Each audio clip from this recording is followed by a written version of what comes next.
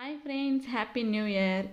Cake కొందామని చెప్పేసి బయటకు వచ్చాము. అయితే ఎక్కడ బేకరీ దగ్గర చూసినా ఎంతమంది జనాలు ఉన్నారంటే ఇంకా కేక్ ఈరోజు మేము కొని తీసుకెళ్ళలేం టైంకి అని చెప్పి నాకు అర్థమైపోయిందనమాట. సో ఫుల్ ఉన్నారు. ఇంకా చెప్పాలంటే రోడ్డు వరకు క్యూలో ఉన్నారనమాట.